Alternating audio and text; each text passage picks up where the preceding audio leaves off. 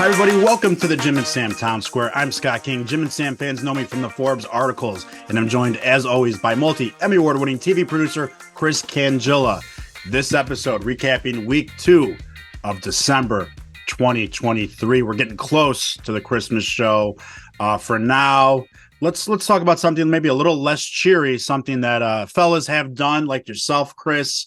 But Jim did have the backdoor procedure. And it was, in Jim fashion, highly entertaining, if you'd like to set the table. Yeah, of course, there's a lot of prep when you have a colonoscopy and you have to drink all that stuff, and it just makes you go, and it turns into a rapid exit of liquid pretty much out of the number 2 spot. And I think Jim recorded a little bit of that in the restroom so we all could share that. But stupidly, he took a nap. And when he awoke, or maybe he didn't even awake, he thought he had, maybe passed some gas. It wasn't. It was a code brown, and he got it all over himself, his sweatpants, and the couch in his office. So he had a bad experience there. We'll talk a little bit more about the couch, but he also entertained us with the recordings of his recovery, because when you recover, because they pump a lot of air in there to see through your colon, you have gas like you wouldn't believe. So it's just nonstop. So he recorded it, of course, and it was delightful. Even without the propofol euphoria, it had to be one of the best moments in Jim's life. He has, in recovery, he has the nurse squeezing his tummy, and that's what he recorded and surprised the guys with video of him just letting out some big, I guess, air biscuits, if you want to go that way. But the good thing is, he's right, it doesn't smell because they've cleaned everything out. So there's no rotting food in there, if you will. So it doesn't smell, but they are loud. They're very loud. Fantastic. So loud, Saraya heard from the waiting room. That's how loud it was, and he loved that detail. Absolutely. And going back to the couch, like, is there something worse than a code brown? Because like our warnings that we've discussed, our poop warnings we've discussed, and we each have our own terms on the show. Usually, it's coming, hence the warning, hence the feeling of, oh no, I got to get somewhere and do this. Jim was just sleeping and woke up, and it was it's exacerbated. It's definitely exacerbated by the medicine that you're taking. If you have to rush because of anything else you got going on in your life and you have to get there, this is like 3 times that you got to get there faster because it's going to happen. And you think that you wouldn't even attempt a fart at that point, just right. Poor guy. But the funniest thing is he kept on saying from day one after he told the story, I got to get an upholstery guy in there to clean my couch, my sofa. Didn't happen.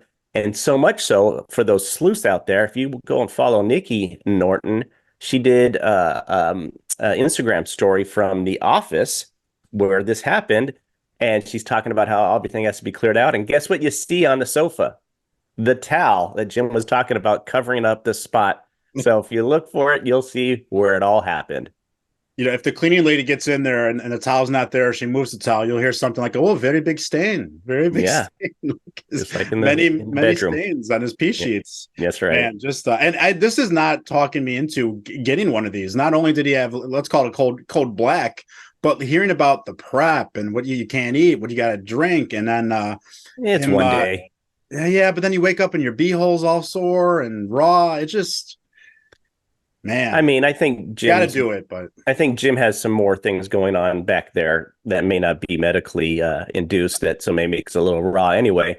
So I think you'll be okay, brother.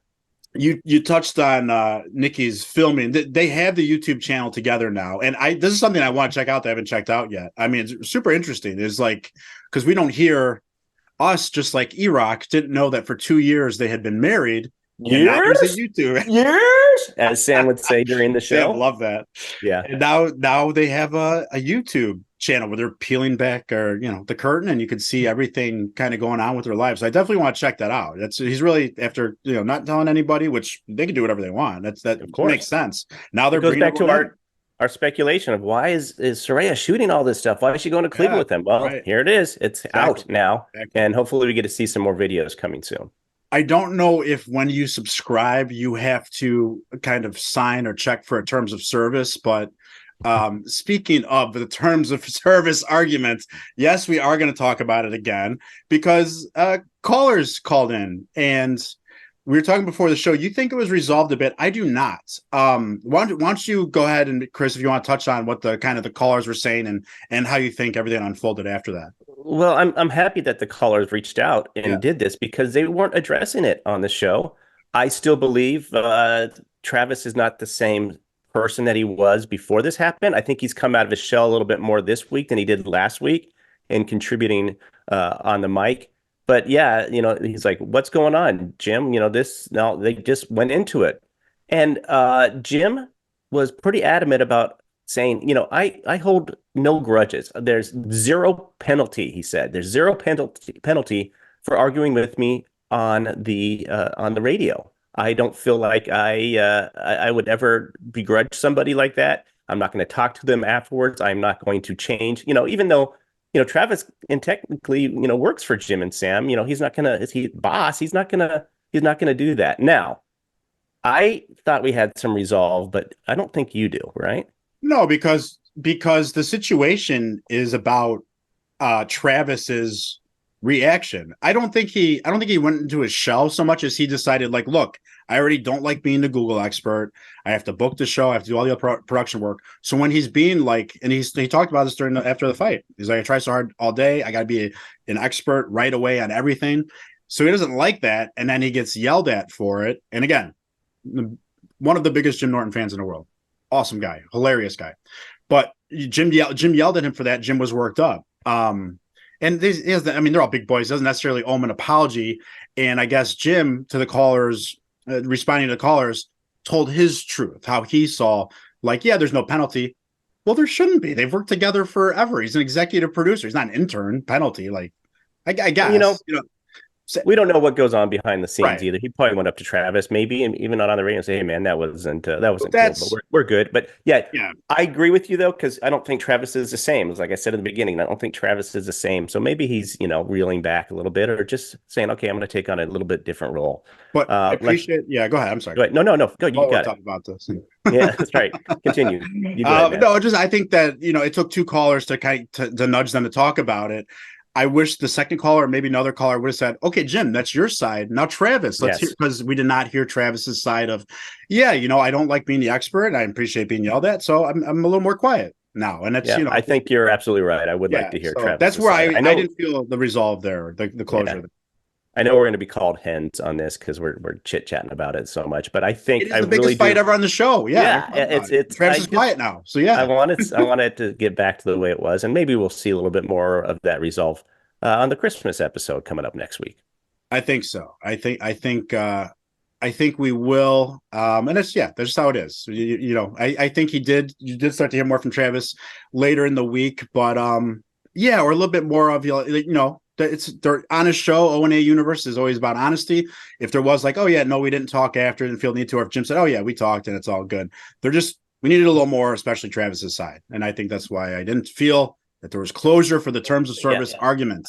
I have one last thought on this. Go ahead, please. I grew up in a big Italian Catholic family. I have 7 brothers and sisters, and you would fight with them constantly, right?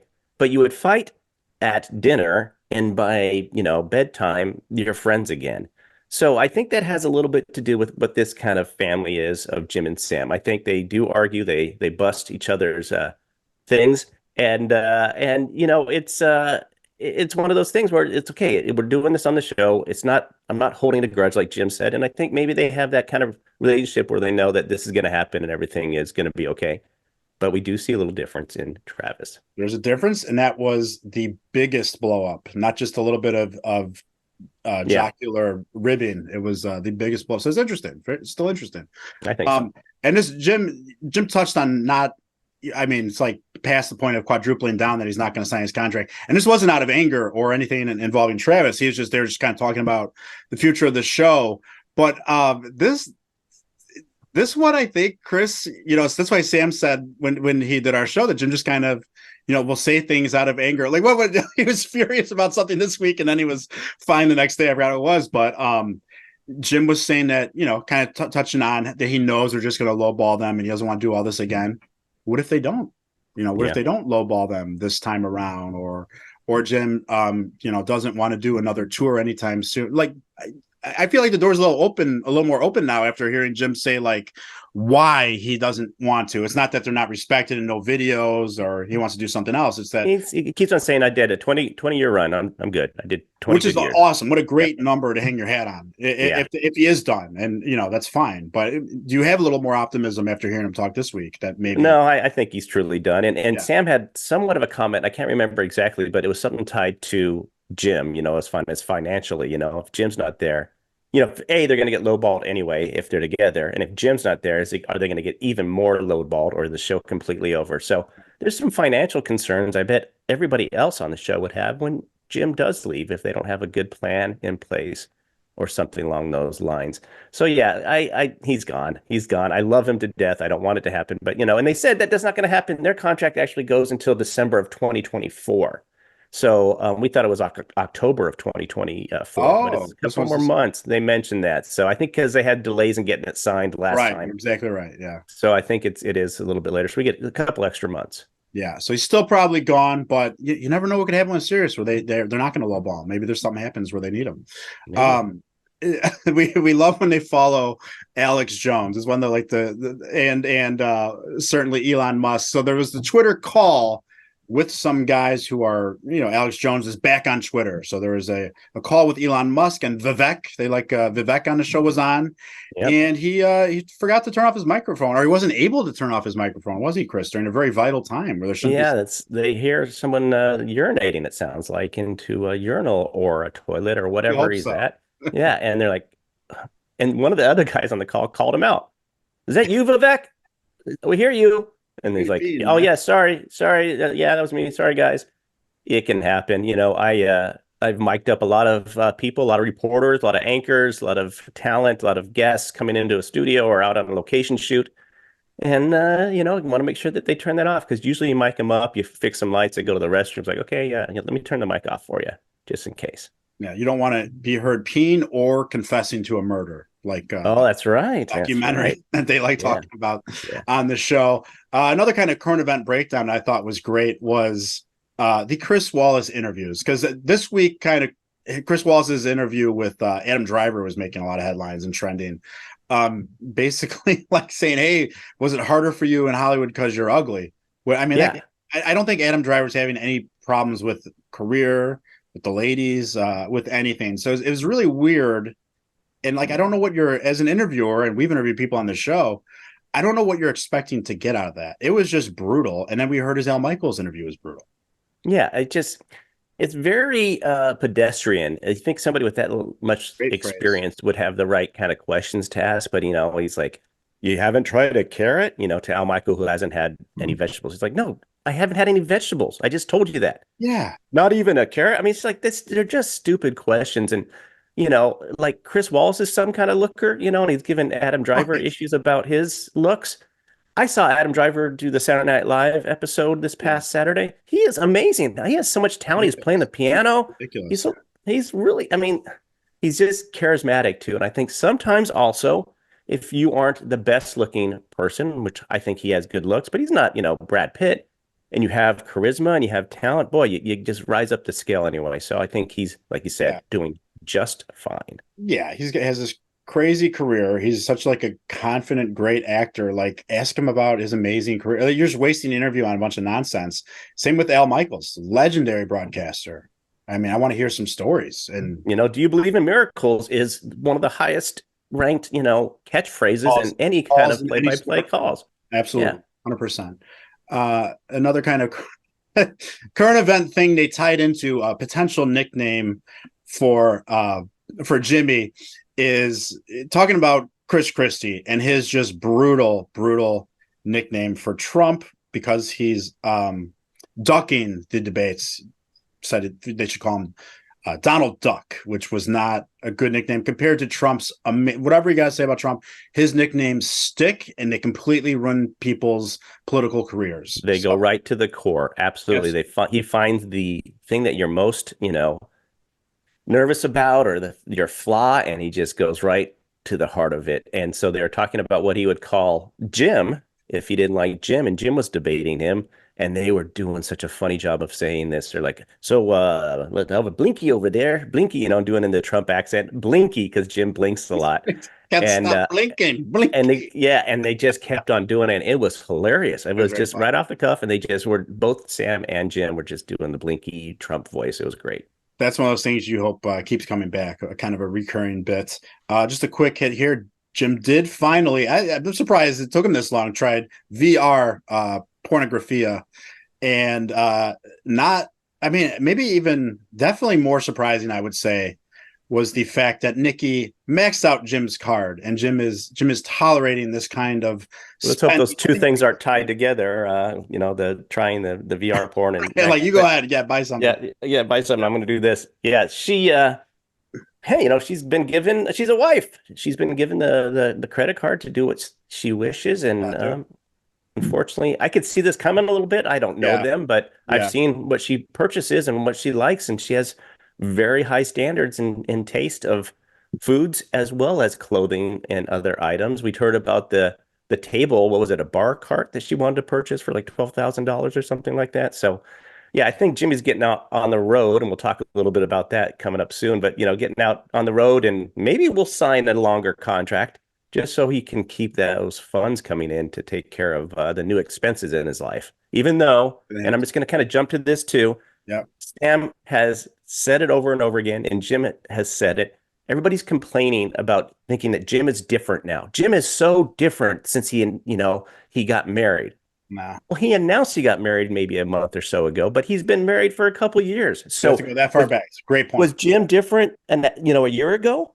You wouldn't have said this a year ago. Jim's so different. Now that you think right? And right. So, we don't know what's going on in their life. Nikki's probably been spending on the credit card for years, but now Jim is telling us about it. So just enjoy the information you're getting and not try to judge everything. Exactly. And you'll get a lot of information. Watch their YouTube channel. I don't think he's different at all, especially if you go all the way back 2 years. I mean, there's content with Nikki, which it'll be interesting and funny. And there was the fight with Travis. And other than that, I mean, I think it's pretty much resolved, but you just want to hear kind of Travis's side and see if he's going to keep getting, less and less quiet. But I mean, that's the really all that's different. Nikki has nothing to do with what happened between Jim and Travis in that discussion. That was just one of those things. He might have been irritated that day with some going on at home. You have no clue, but I think it's whatever it was is resolved. Something a little close to me being a U of I graduate is they because Tommy DeVito was his quarterback who got just a shot with the Giants, and he is on a tear. Oh my God, what a great Monday night game. And they show his agent looks like he's right out of central casting in the sure did in the Sopranos or in The Godfather, on the field with him pregame while he's warming up on the phone, like in a fedora and one of those striped suits. And it, of course, becomes like a meme and a thing. And Chris, does Jim like things when something becomes a thing? He hates things. Happenings. He absolutely hate things. And I think he thinks that sometimes podcasts have things. So I hope he doesn't hate our thing. Yeah. But he hates things. And I was curious about this too. Is this a work? Obviously, DeVito is Italian. He's got a strong Italian Long Island family. Are they just going for this to kind of do the Taylor Swift, Travis Kelce thing, where we're going to give you entertainment along with your NFL football games? It almost has like a WWE kind of flavor to it at times. Yeah. I've seen there's a video of his agent actually at a restaurant by my house. Oh, wow. Seems like a nice guy, like in the kitchen, like talking him up for social media, and wearing regular clothes. So I think it's a little bit of a put on, and it's working. Our massive podcast is talking about them. Everyone's talking about them all over. I think I think they're kind of pumping tires, and it's working. Yep. A lot of memes out there. And Jimmy, on tour, me and you are waiting for those Chicago dates. Huh? We want to, or probably just one day, but we want to see when it is. Sounds like maybe he said there's gonna be more that are after May. They're gonna be listed soon. That's the first thing I thought about when he announced it. I'm like, all right, because I missed when Jim was in town last time. I think I was out of town. I know you went and got to hang out with them a little bit. Yeah. So I missed out on that. So when he announced all the things, I'm like, okay. And he said Indianapolis. I'm like, well, I just got back from Indy, and that's not so far. We can do that trip. Yeah. But he's got to come to Chicago, and when he does, we'll be there. I think it's a market that's very kind to him. I think he will come there. So the tour's called Now You Know, and I have a theory for what it is. What do you think it is? Well, now you know what Jim really does like and what he marries. Yeah, but Is that that's what you just think? yeah, but that's just like raises so many more questions for me. Jim was always this open book. It's just that his jokes about ladies of a certain ilk were always so funny that we didn't know if they were real or not. So is he playing He's on saying that? now you know they're all real, right? Yeah, yeah. So it's like it's interesting. I love that. I'd love I it. love the name. Oh, Absolutely. and I think Sam loved the code word for discounted tickets or whatever it is. What do you remember what it was? It was Fatso, I believe. So Jim is very Fatso. So he you know, just I keep on saying, and what's that code word that you type in? It's Fatso. brought Yeah, up he was many just times. I had good yeah. chuckles every time You he brought it know, we're looking at the Chicago market for us, but I don't know if anybody in the Connecticut market was very happy about the up. early release of tickets. They did not get their early tickets, at least till I Well, think they didn't after get two. tickets. They got their early ticket Yes. because they could get only one. And boy, was that funny on the radio show when they were doing that. It's like, oh, let's try again. Travis, you get any more tickets? No, oh yeah, oh, I got one. So The they only way could buy one ticket at a time the way they were per handling it person. was amazing, and Jim being furious about something kind of outside his control going One of my wrong was favorite amazing. bits. It wasn't even a bit. It was one of my favorite Yeah, it was the best discussions on segment of the this week. week. I agree. So good, so good, and yeah, they straightened it out. Connecticut, he probably sold out now, knowing Jimmy, and well, yeah, we'll see when he comes to Chicago. It'd be awesome to see him. And Absolutely. you can't get through a week without hearing something about Hot Dog, him inserting himself some way. So speaking of Jim's tour, looks like sounds like Hot Dog was taking some headshots of him for the tour, and he wanted to let the guys know about his work as he always does, didn't he, Chris? Yeah, I mean, it's a good shot. I saw it. It has I think a male's hand, a male hand and a female's hand, kind of helping Jim get dressed. If you look at that, one of them has that look on it, which I thought was really kind of creative and cool. And Yeah. Jim said it was just one of those moments where someone asked him a question, he kind of did that turn and said something or whatever, and Hot Dog captured the moment. So kudos to him. But the first thing Hot Dog does is text Travis and Sam saying, "Hey, have you seen Jim's new tour date?" Not like, "Hey, I'm excited that Jim's going out." I was like, "I took those pictures. Aren't the pictures great? Isn't the photo great?" Yeah. Ugh. I was a I big just fan not a of big that. fan of Hot Dog, but I do it. I hate to say this, and you're going to bash me for it, but and it's not linked closely, but it's the same way I feel about Voss sometimes. I like them on the show, but I don't know if I would like them by themselves. Sorry. But here's the deal. Even Voss is more self-aware than Hot Dog. There's a Yeah. self-awareness to Voss. He will laugh at himself. He even lets Sam gets lines in on him and will laugh at them. Yeah. He'll make fun of himself. Hot Dog is he's just Hot Dog. I don't think he sees the humor or knows that like you can't just say you just like sushi. He just operates at a different level, and he I makes every agree. mistake once. Sam said. So there's a difference to me, but I know what you're saying. I know what you're saying. Fair enough. Speaking of people who seize the moment, Matt Rife knows he's in hot water with his comedy. This is someone that you've been bringing to our show for a Yeah. while before he's kind of made headlines recently. But he, of course, well, I remember his joke where he said, "Oh, I'm gonna if I offended you, here's a link. If I've ever offended you, there's adult Yeah. helmets for special needs people." Right. And he's just, like, come and get me, whatever. Like, I'll have my Yeah. fans. And Well, he made his name in doing crowd work, so I'm sure he's taken a lot of shots at people, and they've taken shots at him. And I guess there's some 6-year-old, like what 6-year-old is watching this stuff? A parent put him up to it or something. yeah, And 6-year-old's like, we're funny, but you're mean to girls. And it's just like, you don't understand comedy. You don't understand what he's doing up there. He's teasing people. He's teasing that crowd work, and that's what it's all about. And that's how he made his name. So in his comments back, he said, "Oh, okay, yeah, whatever. He thinks, all right. And anyway, Santa Claus isn't real." and your mom all, buys your presents from and only your mom buys your presents and all that kind of stuff, uh which yeah, was hilarious. And then now he's getting crap for that. It's like, oh, come on, people.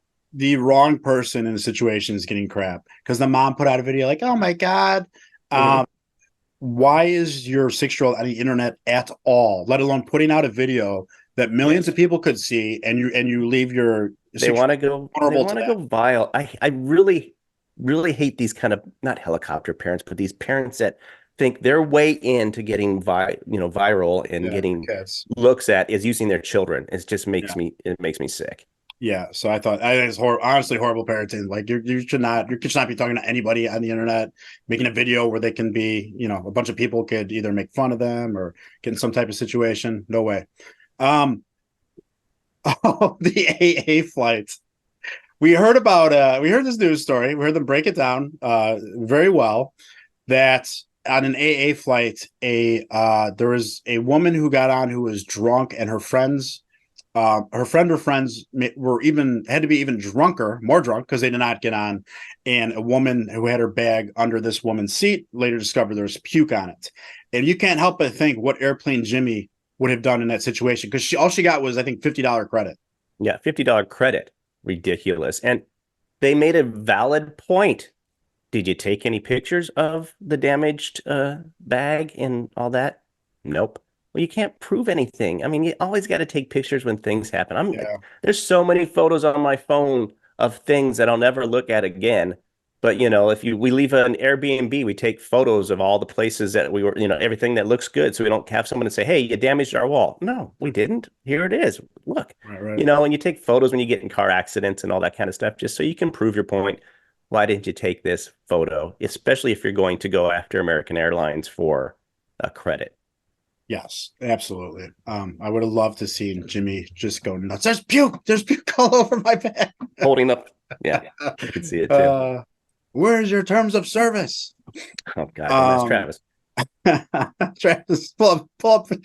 Terms of service for American Airlines and flight. You don't know AA terms of service? Are you kidding? Speaking of Jimmy, and just a reminder, I did touch on this last week. This is something I don't want Jim and Sam fans or ONA fans to forget, that Jimmy's stance, and he talks about his own mental illness and medication he takes. He's very honest about it, and he always holds himself accountable. That's why Jimmy's so great. So have a kind of a social criticism, be like, and I'm garbage for this, and that's why he's the best. But yep. Jim's stance on mentally ill, including himself, as stated on ONA several years ago, was that take your medication or go in the lake. And you keep that kind of mindset, it makes sense why what his stance on overweight people on planes is. And then basically just that they should have to buy another seat. I think that's what he says, right, Chris? Yeah, and Southwest, I believe, is coming out with a new way of allowing people to either purchase or get a discount on the seat next to them if they're overweight and whatnot. And they had a kind of cute name for it, and not just say, overweight. They have it like, I can't remember their way of politically correct saying it and whatnot. And Jim was furious. It's like, lose some weight. He goes, I know what it's like to be fat. I have no control. I eat too much. Stop eating so much. Now, I get that to a certain point for sure. Yeah. But I got to give kudos to the caller that called in and debated with Jim and Sam regarding that comment that, hey, sometimes you just can't control it. You just can't. I was born this way. I work out. I like, and you know what? They fought with him, but then this guy was just really cool, really calm. And I think he changed their minds a little bit. And they, by the end of the call, were like, hey, man, thanks for calling. Appreciate it. So, sometimes callers would call in, they have no point. This guy had a point. He stayed with it. And I think he made some inroads with Jim and Sam. Yeah, I think he made some headway, made some good points. Just that, kind of for everything, every kind of criticism you can make, there's always exceptions, people who are, it's actually not the way you think it is. So, yeah, I think it was a fair call, and it kind of led to something good. And speaking of leading to something good, there was some OnlyFans chatter this week about how Mr. Santos keeps up in the price, which it's too bad. I would have loved to see. I don't think we're going to see that as a. Well, I don't think he's on OnlyFans yet. I mean, Cameo. Oh, Cameo. Yeah, he might go. Yeah. Sorry, Cameo led to OnlyFans. I think he used OnlyFans, and that's one of the. He denied having an OnlyFans account. Yeah, but right. So yes, on Cameo, he's upped his price to $500 now. I would have loved. And you never know. Sam's a man of means now too. I would have loved to seen. He's on the fence. He's close. Santos. But I think there might have been a mention of was there talk about Chip maybe going back or going on to OnlyFans? What was well, that's the funny thing is they had Karen Feehan in, and they're talking about her OnlyFans account and how well it's doing. And someone suggested, could have been Karen, that Chip should do an OnlyFans, but not one where he's revealing, but more where he talks about stuff, or he has a way of grading other people's shots and then talking about them. And Jim was interested in it. So I think maybe an OnlyFans Chip, link could be in the future. I don't want anything to do with OnlyFans. It just seems like something's going to be People really get the bad. wrong message, I think. Yeah. Yeah. It's just going to be the wrong one. All right, let's talk about guests this week as we're, starting to run out a little out of time here a little bit. Great mix where you have like 3 or 4 guests and they're all comics and just, some really good breaks with them. I thought we had Rachel Feinstein, first time ever on the show. Which made for some very very humorous anecdote, I should say. Marina Franklin, another New York comic, Keith Robinson, legendary New York comedian, and of course Karen Free Hams. What'd you think of the guests this week? Well, if you look at that lineup, it was nice to see some ladies in there. 3 out of the 4 were ladies. It was great, and we don't hear from them that often. So, little breakdown. Rachel was great. She does an incredible Keith Robinson impression. I mean, everybody kind of does, but she was nailing it. She had great stories about him. The funniest one, and we'll talk a little bit about this when we talk about Keith, is that Keith told her that Jim doesn't like her energy, and for years, Rachel didn't think Jim liked her at all, and thought maybe that's why she wasn't on the show, or why it was one of those long works by Keith for humor. So that was funny. She talked about her grandmother and how her grandmother would warn her, that whores wear purple and please don't, all these things. And then her husband is a fireman, and so she had a lot of funny stories about their relationship. Marina was great. The best stuff about her is that, I think they think that she's her apartment building's Karen. She involves herself in so many things that are none of her business, that it was really funny. And I didn't know this either, but she used to date Keith Robinson. So they had a relationship. Keith was great. He suffered some strokes over the last couple of years. So his speech is a little slurred, but his mind is sharp and he's so funny. And he's doing a special, and he's taping a special here coming up in a couple of weeks, I believe.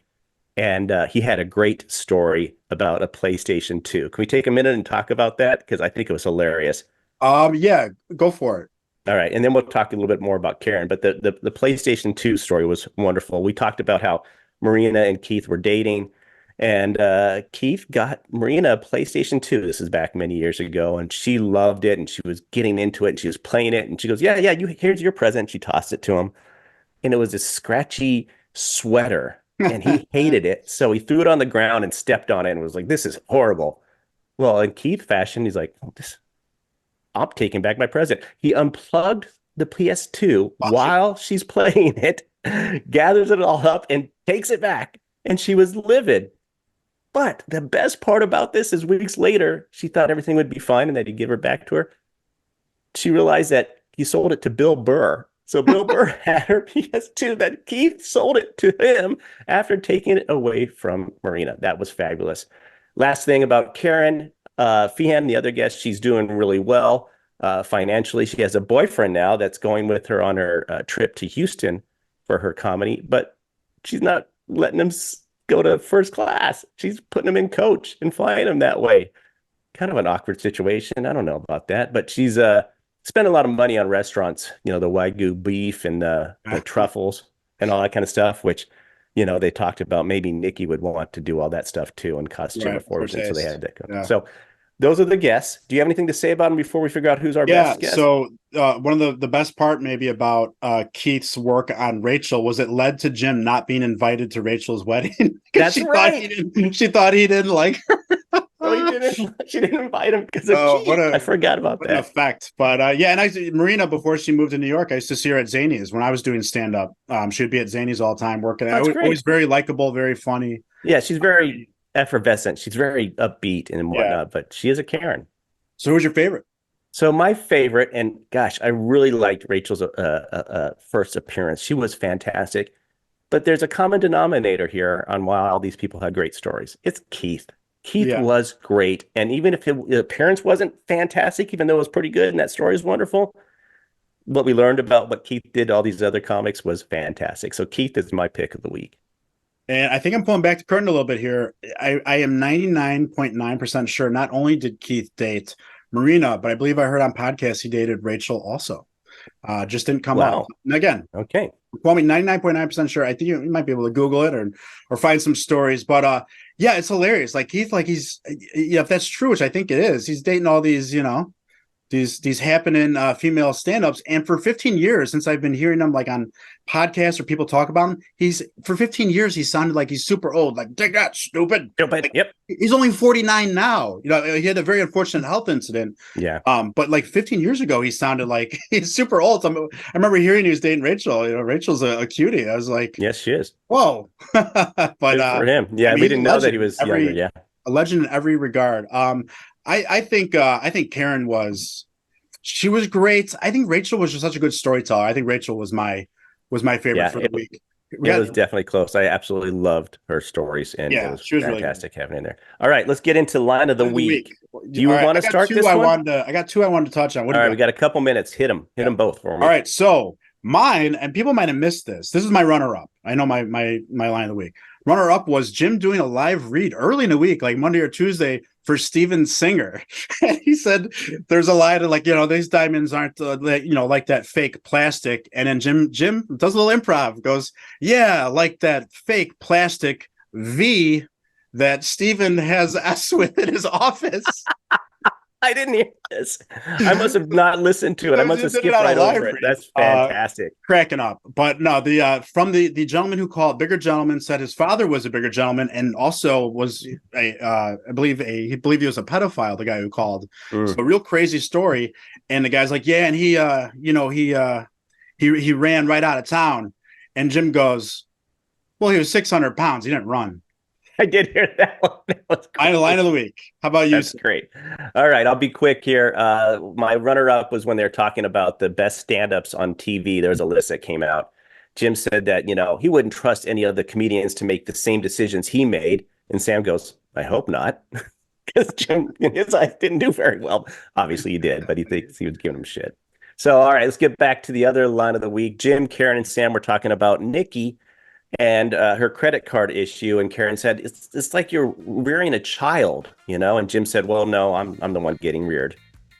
Fabulous stuff. All right, so we're running out of time, but my biggest thing I want to just mention, one of our favorite shows of the week or the year should be the Christmas extravaganza, and Troy is not happy at all, and I cannot wait to hear this next week. How about you?